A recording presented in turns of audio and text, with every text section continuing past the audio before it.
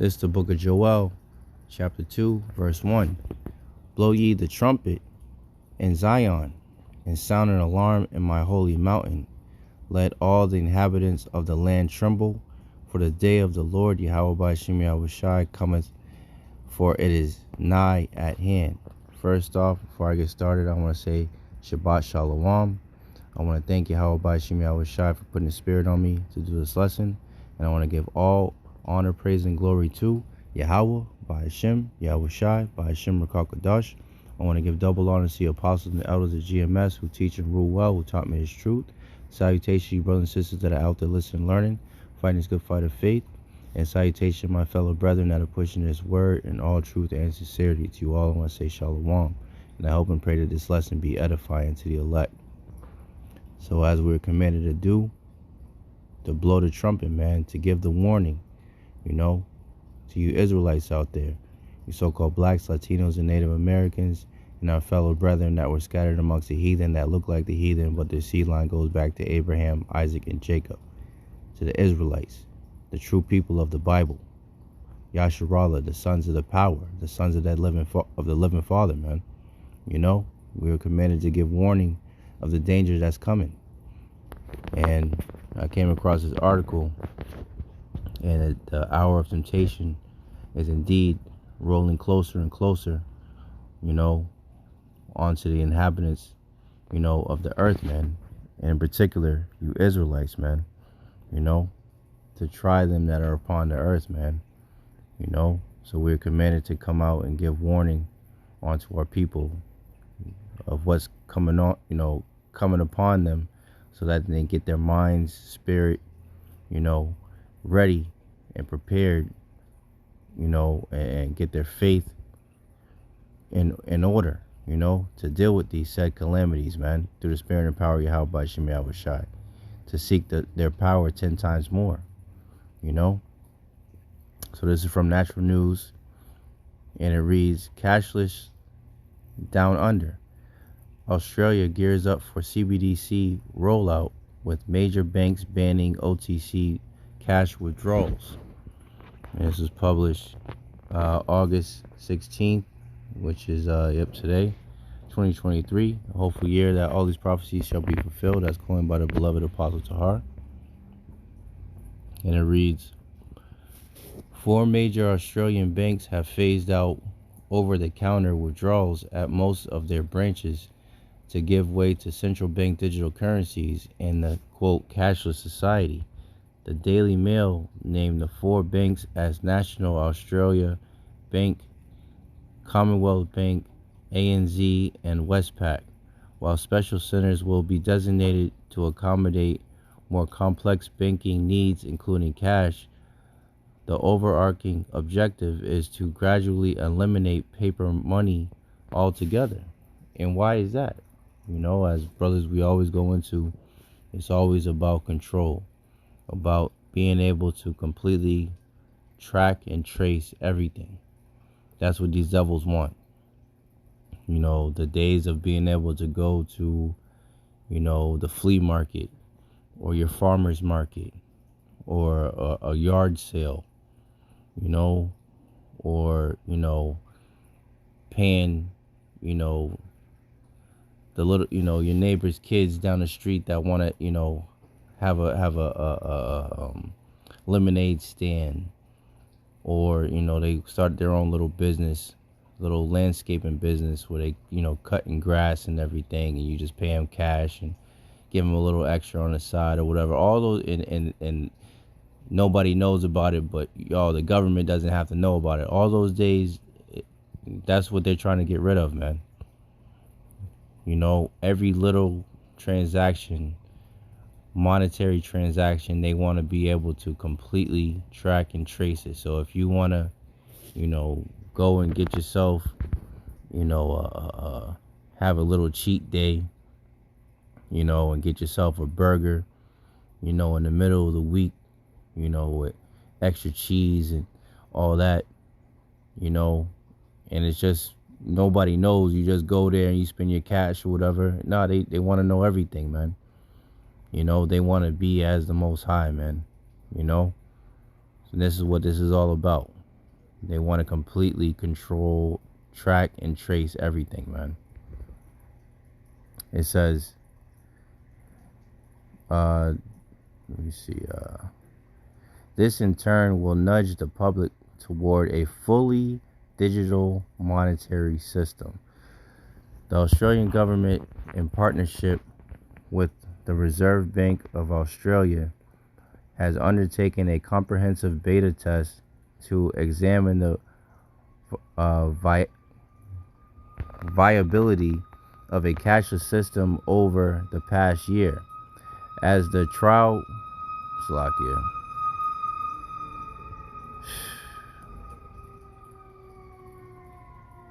Can't wait till this fucking place is destroyed, man.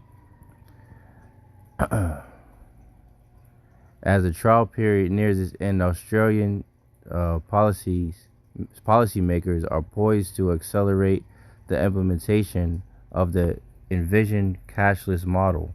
This model focuses on creating a seamless and secure digital infrastructure that could handle different financial transactions. And as the scriptures say in Revelation, the 13th chapter, he causeth all.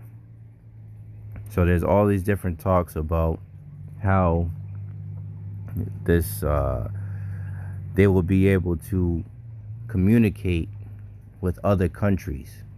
It will be cashless. It will be a digital system, but the digital system will be able to be communicated or translated, the funds or however they do it between the different countries, man. They cause of all, both small and great, rich and poor, free and bond, right? This is what it's all leading to. So no matter where any of us are on the planet, they will want to have a central bank digital currency where all one world order, one world currency, one world government, right? One world, government going into mind control. Govern meaning control, govern, and mint, mind, right? So one world, of the Great Reset, man. This is their wicked agenda, man. It says, moreover, the Bank of International Settlements have collaborated with Canberra and provided insights into the potential benefits and consequences of a digital currency framework. Pilot programs conducted alongside industry giants like MasterCard have also contributed to refining strategies for a smooth transition. And this is all by design, man. All of this is by design. All of these different companies are all in cahoots. It says, let's see, writing for the Big Smoke, freelance journalist Sonia Hickey noted how Canberra used the Wuhan CV demic to wean Australians into going digital, right? As the scriptures say, 2 Corinthians 2:11, lest Satan should get an advantage of us, for we are not ignorant of his devices, right? What do they say? Never let a good crisis go to waste. This is how these devils operate, man. At that time, many shops in Australia preferred card payments over cash.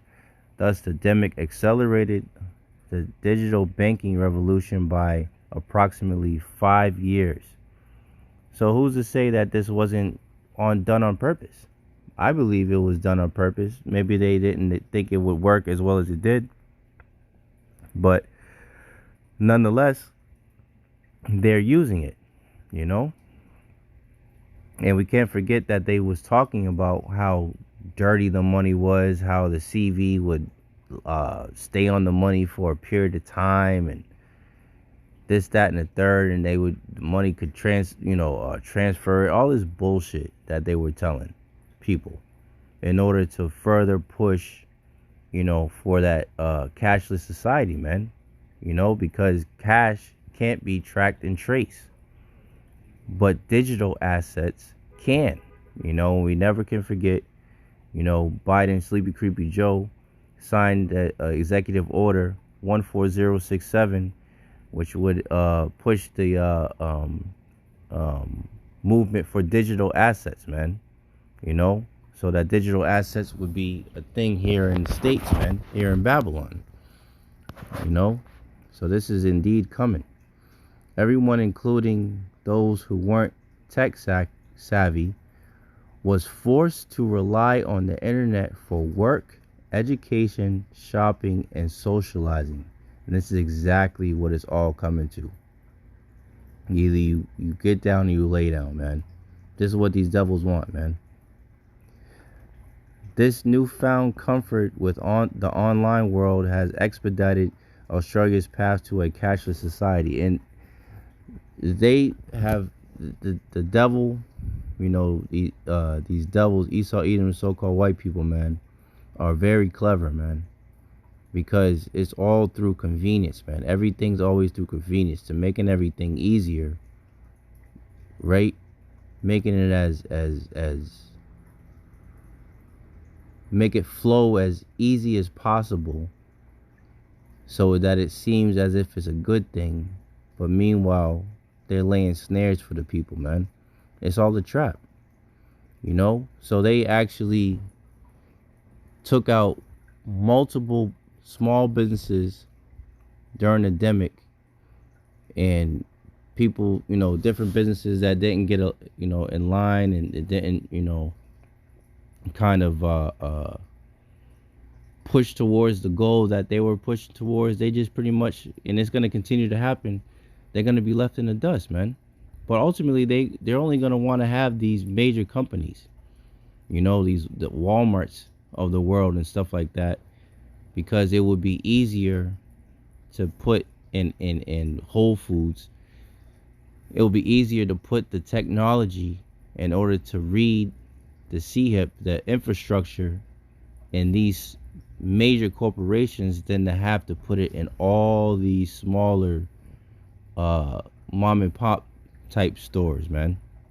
Which would want to, most of them will want to have the traditional way anyway. So they had to figure out a way to get rid of them, and the endemic served as that, purpose. But, it hasn't fully done away with those small businesses. And, they show videos.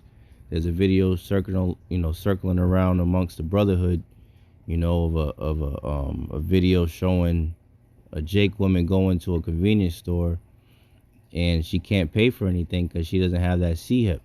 And then this dude comes in after her, and he has a C-hip in his forehead or whatever. The cashier scans his damn forehead or whatever, and he pays for his stuff and walks the hell out. And the cashier, the owner of the store, said he didn't have no choice. He had to do it, or else his store was gonna go under, man. That's exactly what is gonna happen, in the coming days, man. And that's why we have to give warning, man. We have to blow the trumpet. Let me get let's see this a little bit more. I'm gonna read one more.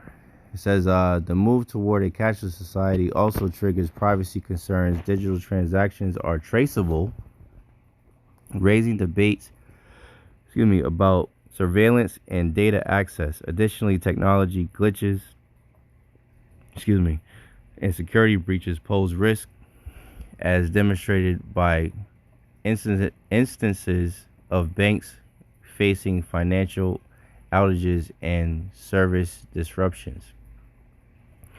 So, I mean, there's a lot of risk to it, as they say, but as it said, let me read this. While proponents argue that CBDCs could provide greater financial accessibility and convenience, critics, fear that it could lead to an era of technocratic authoritarianism.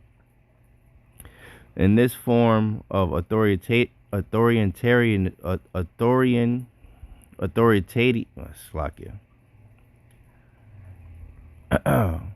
Privacy in financial transactions becomes a thing of the past, with both banks and governments exerting increased control over citizens' finances, right? Authoritarianism, complete control, right? A technocracy, the governing of the people through technology. This is what these devils want, man, and this is what they're pushing forward towards.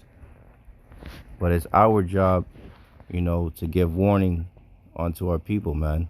Let's get this. This is Ezekiel 33 and 1. I'll read 1 through 7. Again, the word of the Lord came unto me, saying, Son of man, speak to the children of thy people, and say unto them, when I bring the sword upon a land, if the people of the land take a man of their coast and set him for their watchman, if when he see the sword come upon the land, he blow the trumpet and warn the people, right? So this is our job. We're commanded to be on our watch, to be watchmen, right? And blow the trumpet. And we can't just blow the trumpet and make an uncertain sound. We have to make the sound that the enemy is coming, man. And they're coming with snares, traps, and gins, man. We have to blow the right, make the right sound. And warn the people. Warn our people. Then whosoever heareth the sound of the trumpet and taketh not warning, if the sword come and take him away, his blood shall be upon his own head. So whether they hear or forbear. So if you fan the hand, you Israelites, and you take not, you don't take heed to the warning, and the sword come and destroy you, then your blood will be upon your own head. He heard this. Why? Because he heard the sound of the trumpet and took not warning, his blood shall be upon him, but he that taketh warning shall deliver his soul. Right? So if you hear the trumpet, hear the warning, take heed to the warning, and hideth yourself, you have delivered your soul. But if you hear the warning and you take not cover, right, under Yahawah Bahasham Yahawashi, and the sword come and destroy you, your blood shall be upon your own head. But just to show how important it is for the watchman to go out and warn, right? This is what it says in 6th chapter. But if the watchman see the sword come and blow not the warning, and blow not the trumpet, and the people be not warned. So if we see the danger coming and we don't give warning, right? This is for the watchman. If the sword come and take any person from among them, he is taken away in his iniquity, but his blood will I require at the watchman's hands. So it's just as important as it is for you Israelites to take heed to the warning and hide yourself under the cover of Yahawah Bahasham Yahawashi, under that hedge of protection, and repent and come back onto your power, Yahawah Bahasham Yahawashi. It is just as important, if not more important, for the watchman to give warning onto our people. Otherwise, the blood will be upon our heads, because we heard the sword is coming and we didn't give them warning. So if anyone was taken by the sword, the blood will be on our heads. And it says, 7th verse, So thou, O son of man, I have set thee a watchman unto the house of Israel. Therefore thou shalt hear the word at my mouth and warn them from me. And this is our job, to give warning onto our people from Yahawah Bahasham Yahawashi of the danger that is to come, to blow the trumpet, and this is the warning that these devils are coming with it. They're pushing further and further towards that MO to the TV, man, that rice device, that implantable seer. This is Revelation 13 and 16. And he causeth all, both small and great, rich and poor, free and bond, to receive a mark in their right hand or in their foreheads, and that no man might buy or sell save he that had the mark or the name of the beast or the number of his name. So nobody will be able to participate in society unless you have this implantable device, whether it be in your hands or in your forehead or in your your forearm, wherever you take your left butt cheek, wherever you take it. If you receive that mark, there is no repentance for you, man. You know. And it says that, matter of fact, let me get that. Here is wisdom. Let him that have understanding count the number of the beast, for it is the number of a man, and his number is 603 score and 666. So this is what happens if you take that rice device. Nothing but destruction coming your way. This is Revelation 14:9. And the third angel followed them, saying with a loud voice, if any man worship the beast, right? Because we have to remember that our power, Yahawah, Bahasham Yahawashi, is a jealous power, right? So they don't take kindly to you bowing down to no heathen, especially Esau, Edom, the so-called white man. That's what the scriptures say, woe unto them that go down to Egypt for help, right? So if you bend the knee, and make the caveman your god, right, and receive his mark. It says, let's read it again. Revelation 14:9. And the third angel followed them, saying with a loud voice, if any man worship the beast and his image, and receive his mark in their forehead or in their or in his hand, right? So if you bow down to the beast or his image, or receive his mark, his rice device, what shall happen to him?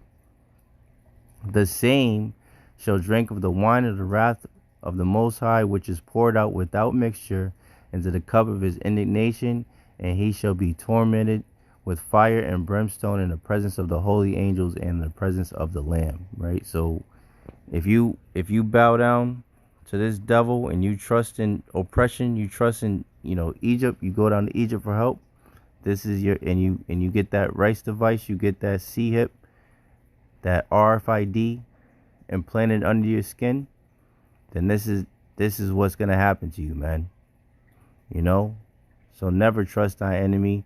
Trust in Yahawah Bahasham Yahawashi. When all hell starts breaking loose, Yahawah Bahasham Yahawashi will take care of the ones that trust in them. So that's pretty much it. Just wanted to speak on that. What's coming down the pike, when these devils aren't letting up, man.